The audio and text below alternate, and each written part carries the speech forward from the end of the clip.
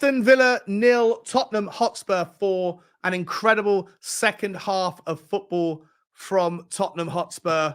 Aston Villa couldn't handle Tottenham Hotspur's pace, the fluidity, the dynamism in the second half. The first half we'll talk about in a second, but ultimately the second half was where the game was won. Aston Villa did go down to 10 men halfway through it from a monster, nasty challenge from John McGinn on Destiny Udogie that could have, on another day, left that man with a very long-term injury. Unfortunately, for the intentions of John McGinn, that didn't happen. He gets a red card. Udogie walks away and lives to fight another day. But before that, Tottenham had already turned on the afterburners. We were starting to carve out chances. It usually takes Tottenham until the second half to be able to turn up and to get the best out of themselves. The first half, a very, very scrappy, frustrating affair where all of the outfield players were essentially compressed into 1/3 of the pitch, wherever that happened to be. When Tottenham had the ball at the back, then Aston Villa would play a ridiculously high line. When Villa had the ball at the back, Tottenham would have their ridiculously high line. And when the ball was in the midfield, everybody was crammed into that midfield third. It left and represented an opportunity for both teams to impress their intentions during the game, which was to apply a high press.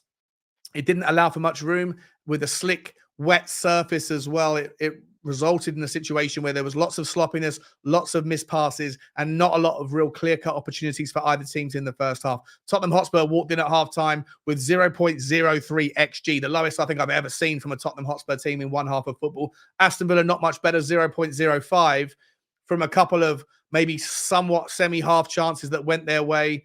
I think there was one chance that Ollie Watkins got that he put across to Leon Bailey, and that was a silly mistake. Pedro Porro getting back to clear his dinner up and sort of quash that threat, even though I think on replay it would have been given as an offside had the ball gone into the back of the net.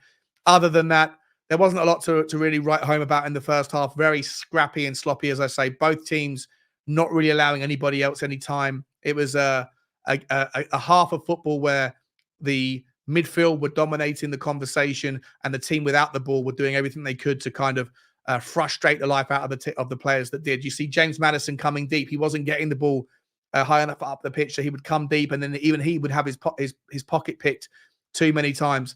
Romero gave the ball away a couple of times. Bissouma gave the ball away, but the team got back. Tottenham got back every time there was a mistake, an error, an unforced error. They got back and cleaned up their dinner, as did Aston Villa. As I say, not much to write home about. We were looking for more in the second half, and boy, oh boy, did we get it. I don't know what Ange said about Ange Ball at halftime, but Tottenham came out and everything was different. We were faster. We were exhausting Aston Villa with wonderful triangles, goals for Brennan Johnson, who was absolutely sensational throughout the 90 minutes or the 85 minutes that he played, playing on the left-hand side today. Tottenham Hotspur went with a similar formation, the kind of 4-2-3-1, if you like. The only kind of sort of meaningful changes were Bentancur was rested in place of Pap Sarr back into the first 11. Brennan Johnson regained his place, but rather than Dejan Kulusevski dropping back to the bench, it was Timo Werner who this time took his turn on the bench, and Brennan Johnson played on the left-hand side. And to be fair to Brennan Johnson, I thought he was wonderful in the first half and throughout the second half. He pressed and pressed and pressed, and when there were opportunities that came our way, most of them started down our left-hand side. A wonderful effort from him that culminated in him getting a goal, which was richly deserved. Heung-min Son had a frustrating first sort of 55 minutes, first 60 minutes. He did get 2 assists in the end, and of course he got his own goal. A brilliant pass from Pap Sarr in the second half. I've never seen, I think you'll struggle to find a better cross from any player in the Premier League this year, on the turn, on the run, at pace, than what Pap Sarr put in for James Maddison, who also got his goal. As I say, James Maddison in the first half, he struggled. He was trying to come deep to try to get on the ball and get involved, because you need someone who's got that tricky footwork and that speed of thought and speed of footwork in the moments when you know you're facing a tough press that maybe Bissouma or Pap Sarr can't handle to the same level and to the same accomplishment. But he still struggled. Second half, he played far more advanced and got on the ball in the right areas. Heung-min Son, as I say, struggled a little bit in the first half, some poor decision-making. When he did get the ball, the weighting of the passes weren't fantastic. But in the end, 2 assists and a goal. My FPL is taking a hit because the person I'm trying to chase down, Ben from We Are Tottenham TV, he has Sonny in his FPL team. So congratulations to him. he's extended his lead on me a little bit, which is frustrating. Dejan Kulusevski today, not going to get too many flowers sent his way because all of the G and the A's are going in other directions. But for me, Kulusevski and Pedro Porro, they are creating a relationship on that right-hand side that when the ball is thrown down there, and one of my criticisms, or not criticisms, one of my concerns would be the imbalance of the way that Tottenham throw the ball. Most of the time, we're looking down our left-hand side.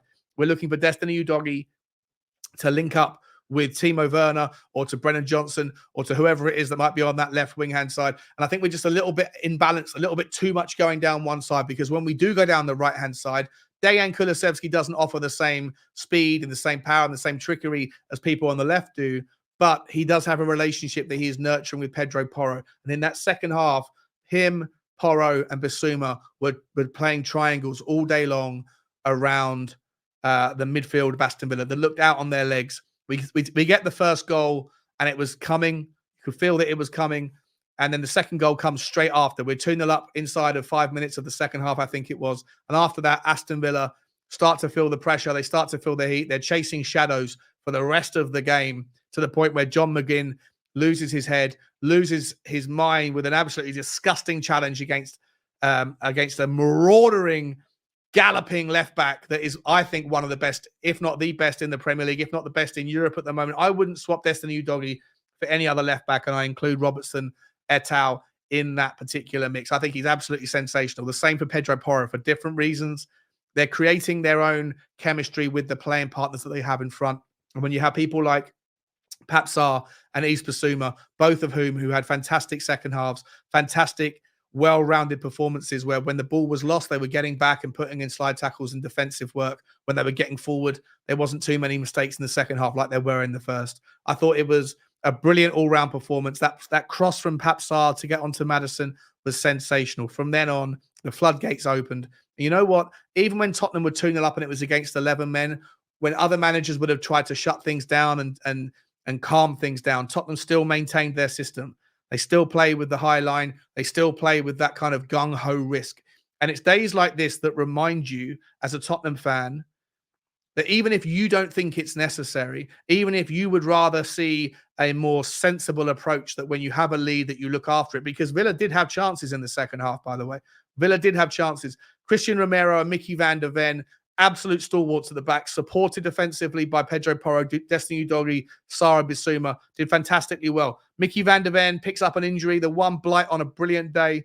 We don't know what that is, whether it's, his hamstring, or if it was his knee. The commentary said it might be his knee. I worry it might be his hamstring. He did get up and walk off, but it looks like there was a strain there.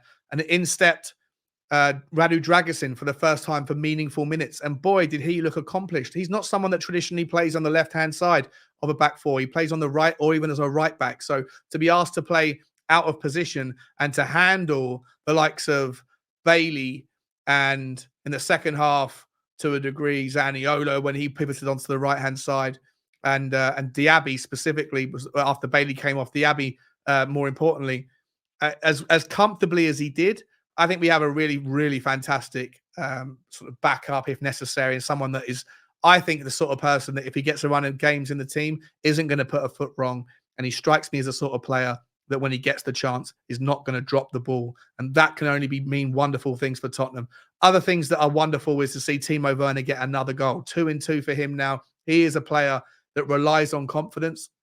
And for him to get 2 goals in 2 games, 2 meaningful goals in meaningful games, it's a wonderful thing for him. And look, I'm not sure, I haven't got it in front of me what his GA is for the season, but as a loan deal, it's certainly worked out. And obviously, I think the more and more that this happens as we go into the run-in, the more you have to justify a £15 million option to buy, because he's someone that if we can get past his mental block around scoring goals, and clearly that's happening at the moment, then we've got a brilliant player that we could attract for pennies in the pound relative to his real value from the version of him that we saw way back when, before he went to Chelsea. And you know what? This is what Ange can do. It can bring the very best out of the players that we have. And I think that, again, go back to the point about the tactics. With Aston Villa 2-0 down to 10 men, but still throwing caution to the wind, Tottenham could have had a shut-up shop moment where we sit back, just protect, and don't throw caution to the wind. We don't do that under Ange Ball. And I think sometimes we, myself included, are guilty of forgetting of what we're trying to achieve here. And when Ange is asked about the top 4 race and he's talking about, you know, doing bigger things, getting ready for a title run. I think when you kind of maybe pull the onion back a little bit, pull the layers back, you realize he's not really talking about a title run this year. He's talking about something meaningful next year, and that this year is all about emphasizing the system, the style. And with that, there will be vulnerabilities. With that, there will be chances that you throw up. Today was a great day where we weren't punished. We could walk away with a clean sheet. But on other days, maybe we'll come off on the wrong end of that philosophical importance. But in the long run, I think that it's a worthwhile exercise, that the players need to know and believe that no matter what, this is what we're trying to achieve here. And the more that we practice what we preach, the better we will be. Practice makes perfect. And if we were to start to kind of tinker with that and tweak that too much when we haven't even learned it properly yet as a team, as a squad, then it starts to kind of maybe put dents into the philosophy and the belief in it. If you're going to sort of live by the sword, you die by the sword. And I think that's what Ange is trying to impress. And today it was one of those systems, one of those outcomes where it was just a brilliant 45 minutes of football. The second half was fantastic. I actually thought the first half was a really good game. It was a game of chess. There wasn't too many chances. It wasn't a basketball game, but it was certainly a game of chess where it was trying to figure each other out. And 2 different teams with 2 different styles. One team where the manager sets the team up to play against the opposition, and the other team where the manager in Ange Postecoglou, who just wants to play our football first. We'll worry about everything else on the day, but play our football first. And we did. We did.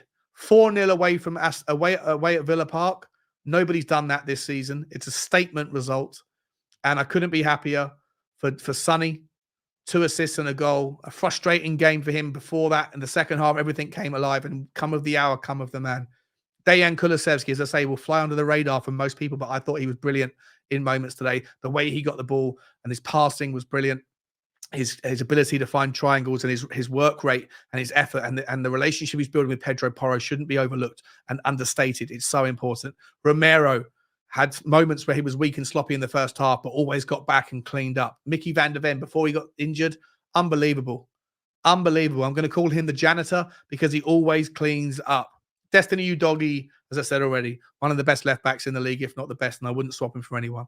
Papsar, just the guy covers more ground than a racehorse. He is a brilliant passer, brilliant work rate, and I've never seen a better cross at pace than what he put into the box there for James Maddison, who again didn't have a great game, but was there when it counted, got into the box, and you need these people to be picking up goals, picking up contributions to the team when the strikers aren't necessarily doing it. Brennan Johnson today was, I think, his best performance in the Tottenham shirt. I couldn't be happier. And it was interesting that we saw him do it on the left-hand side. What does that tell you about our options going forward? And when Timo Werner comes on, he also pops up and gets a goal. And that maybe not important in the meantime, in the minutiae, but when you zoom out and you're thinking about trying to get Timo back to his best for the next season and for a long-term contract at Tottenham, you need a Timo that's going to contribute goals. And he's 2-2. Vicario, last person I'll mention today, didn't have a lot to do, but when he did, he was incredibly brave, incredibly courageous to throw his face and throw his head in front of Matty Cash, his big thighs and his marauding feet. 2 or 3 times he got himself stuck in, sliding in, putting his hand out just in the nick of time. Didn't have a lot to do, but when called upon was absolutely brilliant. Tottenham are now 2 points behind Villa with 1 game in hand. Chelsea away. Listen, if we can put in a second half performance at Villa Park at Stamford Bridge, there's absolutely no reason why we can't get that done. Guys, I'll see you at 7:30 for the post-match show with Johnny and maybe 1 or 2 others. Like, subscribe, and comment. And as always, come on, you Spurs.